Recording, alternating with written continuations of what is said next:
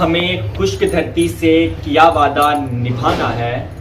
ہمیں خشک دھرتی سے کیا وعدہ نبھانا ہے، ہمیں اب اس سمندر سے کوئی بادل ڈھونڈ لانا ہے، فقط پہرا نہیں کرنا ان تاریک گلیوں میں، ہمیں سوئے ہوئے لوگوں کی قسمت کو جگانا ہے، ہمیں سوئے ہوئے لوگوں کی قسمت کو جگانا ہے۔ صدر علی وقار، یہ جنت نظیر کشمیر ہے، یہ شہرک ہے پاکستان کی، یہاں پر پھول کھلتے ہیں، میں دیکھتا ہوں کہ آسمانوں پر شفق بکھیرا ہے،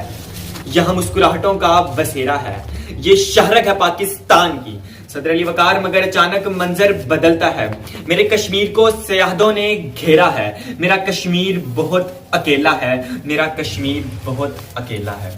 صدر علی وقار، میرے سامنے ایک جنازہ ہے، اس جنازے سے لپٹی اس کی ماں، اس کی بہن، اس کی بیٹی اور اس کی بیوی ہے، جو یہ چیخ چیخ کر کہہ رہی ہے، اے خدا یہ جنازہ کون اٹھائے گا، یہ جنازہ کون اٹھائے گا، کہ انہی ظلم کی گھٹاؤں سے کرن پھوٹتی ہے، کہ نوجوان اپنے ہاتھوں میں سبز لالی پرچم تھامے ہوئے لا الہ الا اللہ کی صدائیں بلند کرتے ہیں، کیونکہ ہے یہ ان کا ایمان کشمیر بنے گا پاکستان، کیونکہ ہے یہ ان کا ایمان کشمیر بنے گا پاکستان۔ صدر علی وقار، کشمیر شہرک ہے پاکستان کی، اس بات کا مطلب صاف صاف واضح ہے، جو آپ بھی جانتے ہیں اور میں بھی جانتا ہوں، کہ اگر کسی کی شہرک کاٹ دی جائے تو وہ چیز زندہ نہیں بچتی، اگر کشمیر کو پاکستان سے الگ کر دیا جاتا ہے تو پاکستان کشمیر کے بغیر نامکمل ہے، اسی لیے تو کہا جاتا ہے کہ کشمیر شہرک ہے پاکستان کی، کشمیر شہرک ہے پاکستان کی۔ صدر علی وقار، اپنی بات کو آگے بڑھاتا چلوں، میری آج کی بات کشمیر کے اس آہ کے نام جو کہکہوں میں دفن ہو گئی، میری آج کی بات اس آنسو کے نام جو چشمے نم سے ٹپکا اور زمیں بوس ہو گیا، میری آج کی گفتگو کشمیر میں تھرتھراتی ہوا میں تڑپتی انسانیت کی سسکیوں کے نام جو کشمیر کے دریچوں میں گونجتی ہیں، میری آج کی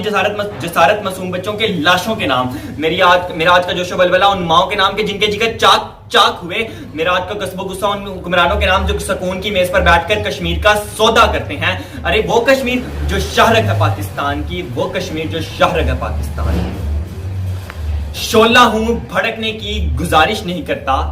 شعلہ ہوں بھڑکنے کی گزارش نہیں کرتا، سچ منہ سے نکل جاتا ہے کوشش نہیں کرتا، گری ہوئی دیواروں کا ہمدرد ہوں لیکن گری ہوئی دیواروں کا ہمدرد ہوں لیکن چڑھتے ہوئے سورج کی پرستش نہیں کرتا، دریاؤں میں اتر کر لہروں سے لڑا کرتا ہوں، یوں ساحل پر کھڑے ہو کر سازش نہیں کرتا، یوں ساحل پر کھڑے ہو کر سازش نہیں کرتا۔ صدر علی وقار، تصور کریں اس ماں کا